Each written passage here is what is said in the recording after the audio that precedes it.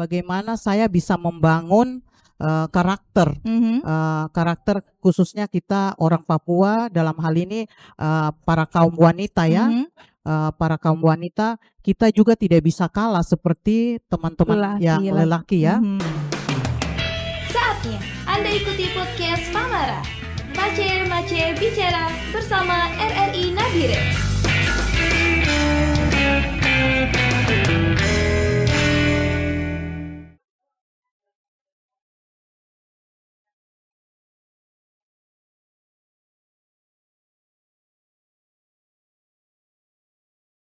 Hai pemirsa podcast Palmara, Mace Bicara RRI Nabire. Berjumpa lagi dengan saya Suci Rahmadani dalam podcast Palmara di edisi hari ini. Dan pemirsa di mana saja Anda berada di podcast kali ini, kita akan berbicara mengenai satu topik yang sangat menarik sekali dan juga mungkin bisa menginspirasi kepada para anak-anak muda, khususnya para anak-anak muda Papua, wanita ya di luar sana, karena topik kita di hari ini pemirsa sangat menarik sekali, yaitu menilik kisah sukses pemimpin perempuan Papua di sektor energi. Untuk itu saya tidak sendiri di hari ini, sudah ada bersama saya Ibu Rahel Monika Rumbewat selaku manajer PLN UP3 Nabire. Halo Ibu. Halo. Gimana kabarnya Ibu hari ini? Ya, puji Tuhan, walaupun banyak kegiatan hari ini, tetapi saya bersyukur sekali ya kepada Tuhan masih bisa diberikan kesehatan sehingga saya boleh hadir di sore hari ini. Kepada pemirsa semua, di sore hari ini saya mengajak kita sama-sama untuk bisa mendengarkan bagaimana perjalanan kisah seorang wanita orang asli Papua ya, yang sama-sama di sore hari ini bersama teman-teman untuk bisa menyampaikan terkait dengan kisah-kisah tersebut. Oke, kabarnya baik ya Ibu hari ini? Iya, puji Tuhan baik. Oke Ibu, ini kan kita tahu Ibu kan ini selaku manajer PLN UP3 Nabire, dan kita tahu bahwa dunia energi ini bukanlah sektor yang bisa dibilang ringan ya Ibu ya. Iya. Banyak sekali tantangan teknis, juga lapangan sampai persoalan pelayanan publik ya yang harus dihadapi setiap harinya. Tapi mungkin pemirsa di luar sana, di rumah sana tuh mungkin kepo nih Bu, pengen tahu. Iya.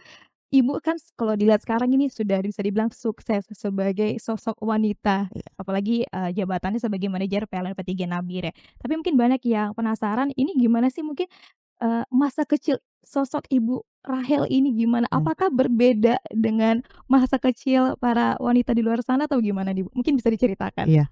Baik pemirsa, terima kasih. Jadi bagaimana perjalanan saya selaku manajer UP3 Nabire sampai dengan saat ini. Jadi sejak kecil memang saya senang sekali berorganisasi ya. Jadi ada beberapa organisasi yang sudah saya ikuti sehingga membuat motivasi saya untuk bagaimana bisa maju, maju dalam berkarir, tapi juga sampai dengan saat ini sebagai manajer UP3. Jadi memang banyak tantangan ya dalam masa kecil saya, tetapi tidak mematahkan semangat saya. Saya tetap terus bisa melakukan hal-hal yang positif ya, yang baik, sehingga itulah yang menjadi motivasi saya, sehingga saya bisa berkembang sampai dengan saat ini. Luar biasa sekali. Jadi memang dari kecil ini sudah tertarik dengan organisasi berarti sudah sangat tertarik. Nah Ibu ini kan sebagai sosok perempuan Papua, berarti ini masa kecilnya apakah memang dihabiskan betul-betul di Papua atau memang pernah merantau ini Ibu? Iya, jadi perkembangan saya memang sejak kecil itu di Papua, tetapi semenjak saya sekolah di STM ya, saya karena sekolahnya dulu listrik ya, STM. Saya sempat bersekolah di STM Merdeka Bandung. Wow. Ya, karena kebetulan orang tua tugas di Telkom Bandung, sehingga saya ikut dengan orang tua, sempat sekolah di Bandung selama 2 tahun. Semenjak itu setelah selesai dari STM Bandung, terus orang tua pindah ke Papua, ke Jayapura, saya ikut kembali dan melanjutkan sekolah di STM Jayapura. Jadi motivasi saya kenapa sampai saya masuk di STM ya, tergerak di sekolah terkait dengan kelistrikan, di mana saya pernah kecil itu sempat kena strum ya, sehingga membuat saya termotivasi. Oh, termotivasi Iya. berarti. Jadi setelah kena strum itu seperti apa listrik itu, sehingga termotivasi, maka saya masuklah di sekolah kelistrikan ya, STM, sekolah kejuruan, sehingga tamat, dan setelah tamat saya sempat honor di Telkom ya, di Telkom, tetapi dalam waktu 2 bulan setelah itu penerimaan PLN dan saya masuk ke PLN. Oh, Iya. oke, siap. Berarti Ibu tadi sempat bercerita bahwa waktu jenjang STM itu secara SMA berarti ya, Ibu, ya? Iya. Secara SMA tuh pindah ke Bandung karena ikut orang tua. Iya. Berarti waktu masa SD-nya, SMP-nya itu menghabiskan di Papua Di berarti? Papua. Itu di mana tuh, Ibu, kalau boleh tahu? Jadi sekolah saya SD itu di SD Impres 28 dan SMP-nya di SMP Negeri 2 di Jayapura di Tanjung Ria. Setelah tamat dari SMP, saya lanjut bersekolah di Bandung, masuklah di STM. STM. Iya. Dan 2 tahun di Bandung, orang tua pindah lagi ke Jayapura, saya pindah jadi kelas 3-nya di Jayapura. Setelah tamat tahun 1994, begitu ada penerimaan PLN, saya langsung masuk dan puji Tuhan saya diterima di PLN Luar tahun biasa. 1994. Oke, Iya. berarti itu awal karirnya di tahun 94 berarti Iya, Ibu ya? 1994. Dan tadi juga sudah diceritakan bahwa awal ketertarikan Ibu itu waktu kecil pernah tersengat listrik. Iya, benar. Jadi itu tidak bikin trauma, Ibu? Tidak bikin trauma dan itu menjadi motivasi buat saya. Itu jadi motivasi Iya. biasanya kan ini agak-agak trauma ya, Iya. tidak mau berurusan dengan listrik, Iya. tapi Ibu Rahel ini agak berbeda karena satu momen itu membuat Ibu Rahel ini menjadi lebih tertarik lagi selain karena memang latar belakang orang tuanya ini Iya. memang di bidang kelistrikan. Iya. Ya, kalau nggak salah tadi di Telkom ya, Ibu ya? Bapak saya di Telkom. Iya. Tapi dari satu momen itu yang tadi tersengat listrik, ternyata Ibu ini akhirnya termotivasi untuk mengetahui lebih lanjut dengan kelistrikan itu sendiri. Nah, Ibu, tadi kan Ibu cerita bahwa waktu mengikuti tes PLN itu di tahun 94 dan puji Tuhan akhirnya keterima langsung ya, Ibu. Berarti itu awal karirnya dimulai ke 94 dan diterimanya itu waktu itu di PLN mana, Ibu? Jadi penerimaan di PLN Jayapura di kantor wilayah. Setelah penerimaan di PLN, kami OJT selama 6 bulan. Setelah 6 bulan pengangkatan sebagai pegawai itu tahun 95, 96 ya, menjadi pegawai PLN, pegawai tetap. Dan selama bekerja di PLN sampai dengan tahun 1998, saya dipindahkan atau ditugaskan ke Timika.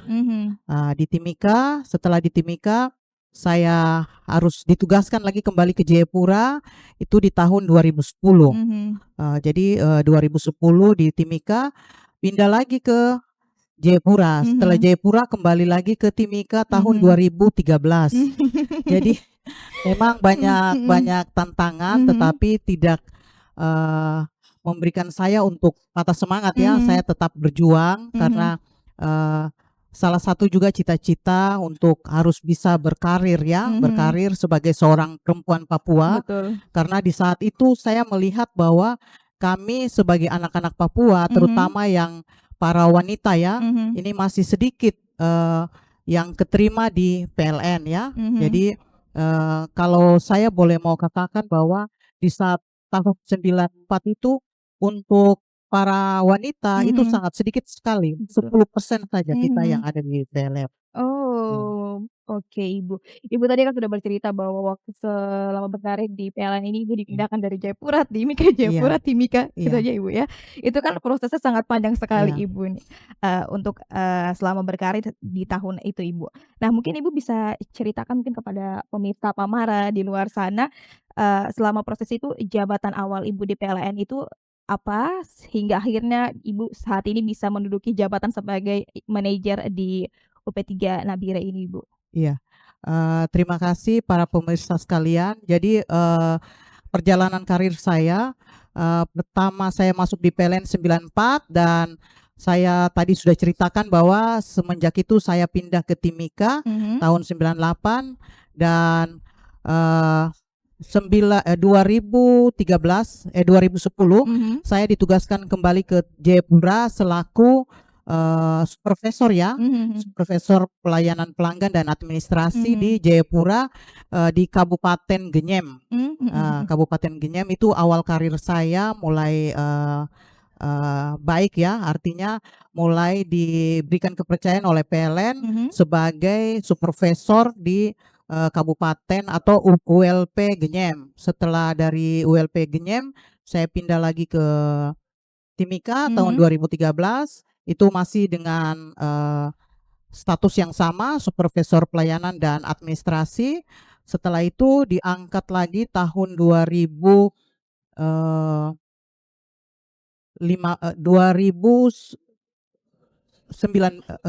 bukan 2000, mohon maaf, 5 tahun ke depan saya dipercayakan selaku manajer ULP unit layanan ya, unit layanan di ULP Timika Kota.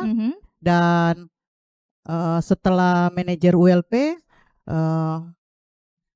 tidak sampai 1 tahun ya, 8 bulan dipercayakan lagi selaku asmen ya, asmen pelayanan di Timika. Dan tahun 2019 saya dipercayakan lagi selaku asmen pelayanan pelanggan di UP3 Sorong. Jadi setelah 2019 pindah ke Sorong, setelah itu 2022 saya dipercayakan lagi dipindahkan atau dimutasikan ke Jayapura tahun 2022 ke Jayapura selaku MSB pengendalian piutang. Dan setelah manajer MSB 2024 saya dipercayakan selaku manajer UP3 di UP3 Nabire, Papua Tengah. Luar biasa. Sampai dengan saat ini. Ya. Berarti luar biasa sekali, ternyata tidak bisa dilihat hanya posisi sekarang, ternyata di balik posisi yang sudah lumayan ini Ibu, ternyata banyak sekali proses yang harus Ibu Rahel ini lewati dari bawah dulu hingga bertahap naik ke atas dan juga berpindah-pindah tempat Ibu ya. Ibu ini kan Ibu bekerja ini kan di bidang energi ya. Tentunya setiap pekerjaan itu punya tantangan tersendiri ya. Khususnya mungkin di PLN ini pastinya ada tantangan teknik dan juga manajerial. Mungkin Ibu sendiri sebagai perempuan, wanita Papua khususnya, gimana sih Ibu ini menghadapi tantangan teknis dan juga manajerial yang Ibu hadapi selama atau mungkin sebagai perempuan Papua di dunia energi ini? Iya, jadi para pemirsa semua, jadi selaku manajer ULP ini memang kami membidangi semua ya. Jadi kalau kita bicara terkait dengan supervisor, asmen itu membidangi satu bidang, tetapi manajer ULP dan manajer UP3 membidangi semua. Jadi kita harus tahu dan mengerti bagaimana inti bisnis PLN itu. Yang berikut kita harus paham terkait dengan jaringan listrik, terkait dengan pembangkit, dan memang banyak tantangan yang selama saya menjabat, banyak tantangan sekali yang kita hadapi ya. Semenjak menjadi manajer ULP itu kita harus datangi ke semua pelosok atau kampung-kampung ya. Bagaimana kita melihat saudara-saudara kita atau suatu daerah yang belum terlistriki, itu harus kita listriki. Dan memang banyak tantangan, harus lewat laut, udara dengan banyak liku-liku. Tetapi tidak mematahkan semangat saya ya. Saya memang tadi saya katakan bahwa saya memang orangnya suka berorganisasi, dan itu salah satu motivasi membuat saya semangat untuk bagaimana menghadapi tantangan itu untuk bisa membantu saudara-saudara saya yang ada di pelosok-pelosok sehingga mereka juga bisa menikmati listrik seperti yang dirasakan oleh masyarakat atau pelanggan kita yang di kota. Luar biasa. Berarti Ibu langsung ke lapangan berarti Ibu? Iya, langsung ke lapangan.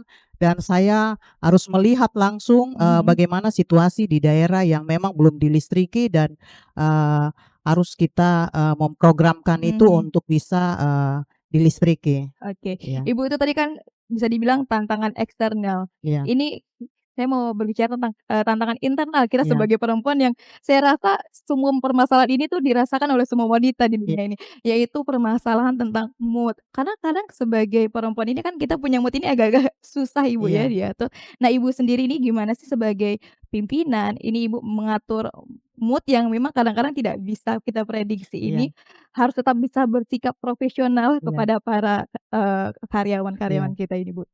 Iya, jadi, memang kita cerita tentang tantangan ini bukan tantangan kita bekerja di lapangan Betul, saja ya, bagaimana kita mempunyai, bawahan atau staf-staf yang ada di mhm, lingkungan kerja kita. Ini memang harus kita bisa memetakan dengan baik ya, mhm, karena, dengan banyak karakter manusia atau mhm, teman-teman ini yang berbeda. mhm. Tetapi ya saya puji Tuhan walaupun, emosi orangnya suka emosi ya, tetapi saya kadang-kadang bisa mengendalikan. Mhm, Artinya setelah emosi tapi saya langsung sadar mhm, bahwa bukan cara seperti begitu yang harus mhm, menyelesaikan. Jadi saya, panggil mhm, teman-teman yang bermasalah, baik dalam, tidak menyelesaikan tugas, tetapi juga dalam hal-hal yang lain, saya panggil dan, selaku manajer, mhm, tetapi, saya juga harus bisa selaku kakak atau orang tua buat betul, teman-teman, mhm, supaya, pekerjaan yang bisa, dilaksanakan itu dengan baik. Jadi mhm, kita, selaku perempuan, mhm, kita harus bisa mengontrol ya, betul, bagaimana emosi kita, mhm, bagaimana kita bisa mengatur, teman-teman itu dengan baik. mhm. Kalau Ibu Rahel sendiri punya kunci jitu tidak? Biar bisa mengatasi mood yang kadang-kadang tiba-tiba muncul pas kerja nih Ibu, mungkin harus makan yang manis-manis atau mungkin harus dengarkan lagu favorit atau gimana nih Ibu? Iya, jadi kalau saya sebenarnya makanan tidak terlalu ini buat Mhm, saya ya, mhm. tetapi saya lebih banyak suka musik. Oh, oke, Jadi di mana saja, di tempat kerja maupun di jalan, mhm, musik itu selalu ada buat saya. mhm, Walaupun saya tidak, bisa, mengerti dengan, lagu-lagu tersebut, tapi bagaimana itu sebagai hiburan buat mhm, saya. mhm, Supaya dalam saya bekerja, tidak membuat saya stres, mhm. tetapi juga saya bisa memotivasi teman-teman dengan baik, Oke, luar biasa. ya. Biasa lagu-lagu apa nih Ibu Eee dengerin? Genre Kalau saya lebih senang lagu yang dulu-dulu, salah satunya lagu Manado atau oh, Manado dan Batak ya. Kalau mhm, Papua memang saya suka juga, mhm, tetapi untuk lagu-lagu luar Manado atau Batak, iya. oke. Kalau yang Manado itu Cincin Kawin, iya. Waduh, Iya. heeh, Iya. oke. Iya.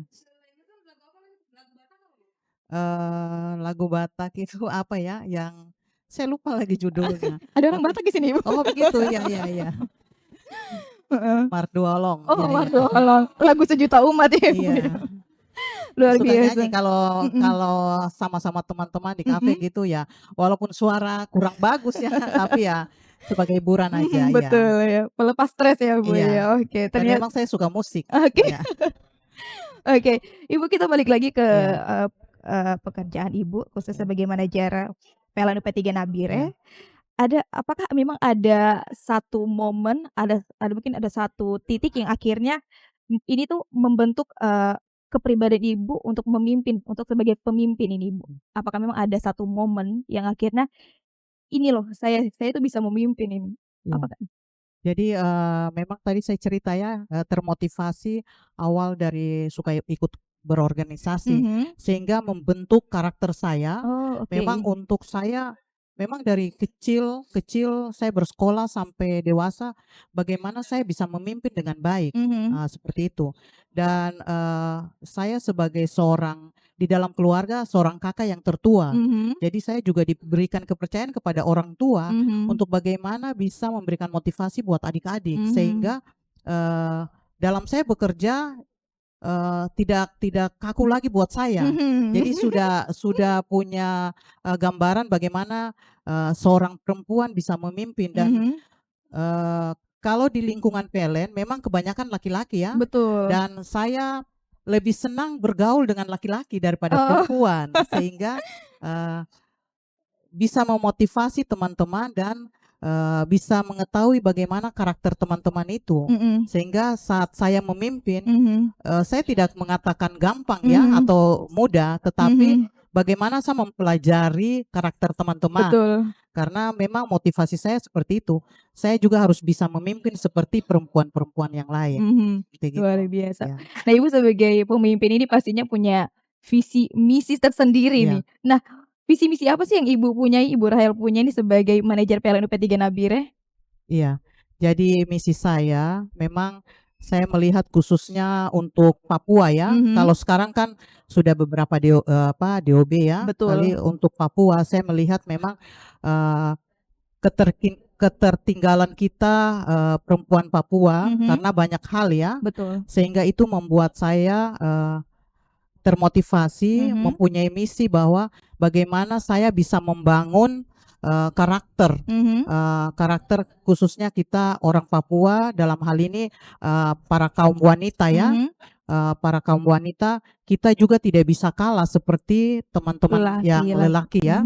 Jadi itu salah satu yang membuat saya mempunyai misi bagaimana kita perempuan Papua itu juga harus bisa maju seperti lelaki yang ada di khususnya Papua ya, sehingga termotivasi dan kita juga harus bisa membangun Papua ini ya. Jadi jangan kita berharap bahwa orang lain yang harus membangun. Betul. Kalau bukan kita siapa lagi? Betul. Seperti gitu. Apalagi Ibu nih sebagai anak Papua, Iya. tentunya harus bisa memajukan kita punya wilayah ini sendiri. Iya. Nah, Ibu ini kan sebagai manajer pastinya banyak sekali hal-hal yang Ibu lakukan, Ibu upayakan agar memang listrik ini bisa menjangkau ke seluruh pelosok yang ada di Papua khususnya ini. Nah, mungkin saya mau bertanya dulu, kalau PLN UP3 Nabire ini membawahi apakah cuma Nabire saja atau? Iya.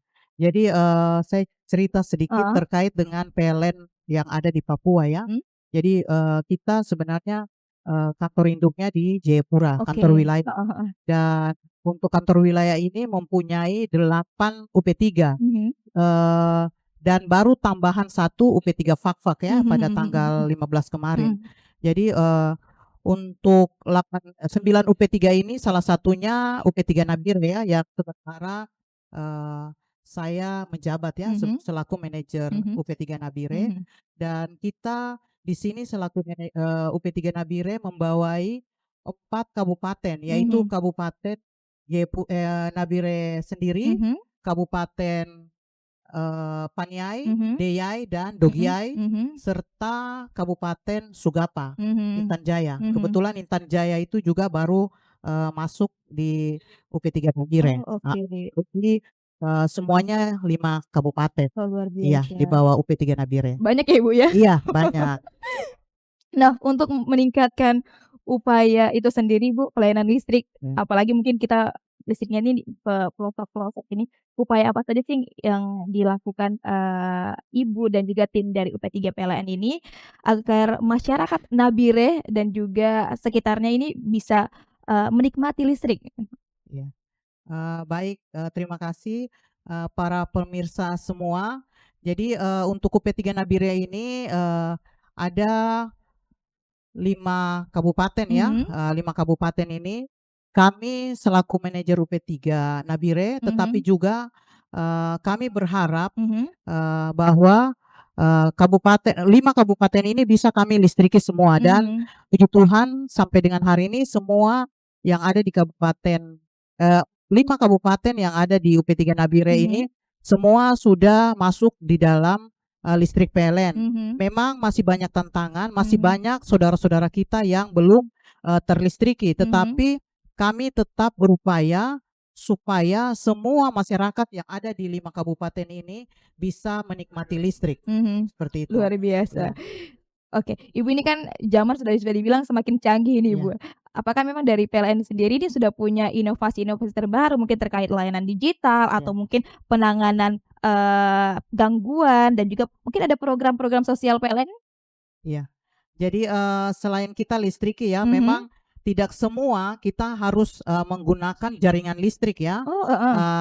Ada yang dikatakan sekarang Supersun, terus solar cell. Itu tidak perlu lagi kita harus membangun jaringan sampai ke pelosok-pelosok itu. Kita bisa menggunakan, kalau yang jangkauan jauh bisa kita gunakan Supersun atau energi terbarukan yang diprogramkan oleh PLN Pusat, inovasi teman-teman kita yang muda-muda, itu juga bisa kita gunakan sampai ke pelosok-pelosok, sehingga saudara-saudara kita bisa menikmati listrik. Tetapi tidak menutup kemungkinan juga kita selaku UP3 Nabire, kita tetap berupaya agar listrik itu bisa sampai ke pelosok-pelosok.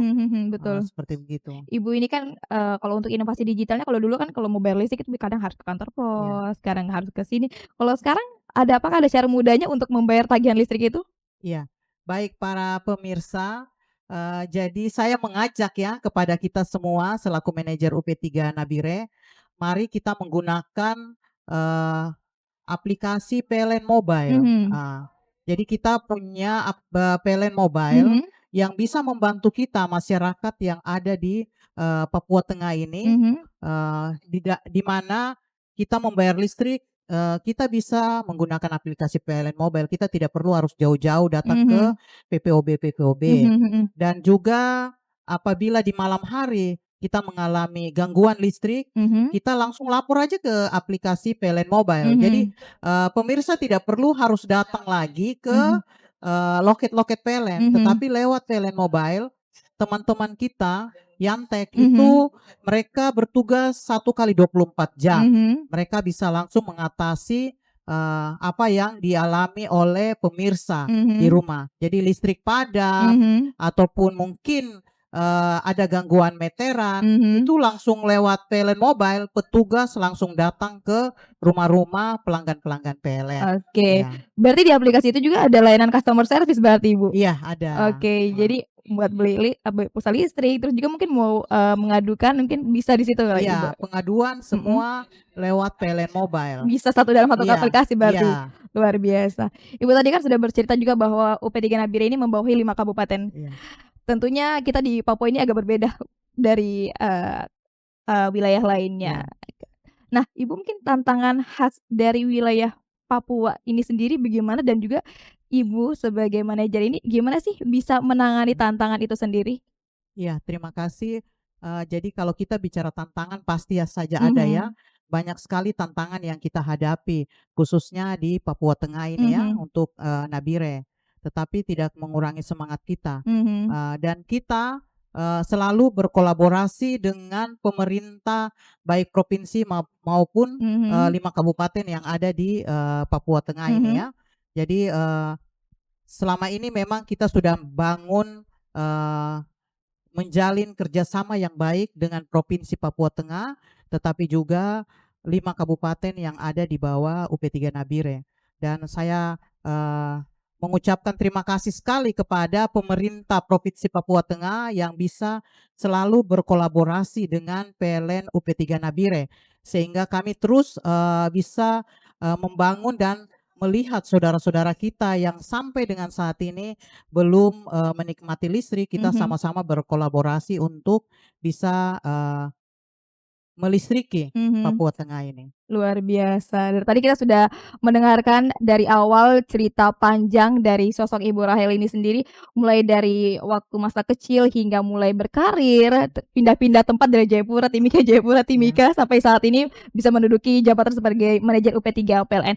Terakhir mungkin Ibu, pesan inspirasi apa yang bisa mungkin Ibu sampaikan kepada mungkin generasi muda, khususnya mungkin generasi muda di Papua ini, dan juga mungkin harapan untuk masa depan kelistrikan di Papua Tengah seperti apa? Silahkan Ibu. Iya, baik pemirsa yang kami hormati, di sore hari ini saya mengajak kepada kita semua para generasi muda ya, khususnya para wanita-wanita atau perempuan Papua, jangan patah semangat ya. Kita juga harus maju. Kita bisa seperti perempuan-perempuan yang lain. Dan saya mengajak kepada kita semua, kita harus banyak belajar, banyak mengetahui hal-hal yang ada di luar, hal-hal yang baik, yang positif. Itulah yang kita harus terapkan di dalam kehidupan pribadi kita, tetapi juga kepada kita membagi kepada saudara-saudara kita perempuan yang lain, sehingga kita bisa memajukan Papua yang kita cintai ini. Dan harapan saya kepada kita semua, khususnya Provinsi Papua Tengah bisa kita membangun kolaborasi yang baik untuk melistriki Papua Tengah terang sesuai dengan misi oleh Bapak Gubernur Papua Tengah terang, Papua Tengah pasti bisa. Oke, luar biasa. Terima kasih. Terima kasih sekali Ibu Rahel ya, sudah berbagi cerita dengan kita semua di hari ini dan tentunya semoga dari obrolan kita hari ini ya pemirsa, bisa membuka wawasan kita dan juga memberi motivasi bagi banyak orang khususnya kepada para generasi muda Papua di luar sana yang ingin maju dan juga berkarir di sektor energi. Dan akhir kata saya Suci Ramadhani pamit undur diri dan kita berjumpa lagi di podcast Pamara selanjutnya. Terima kasih.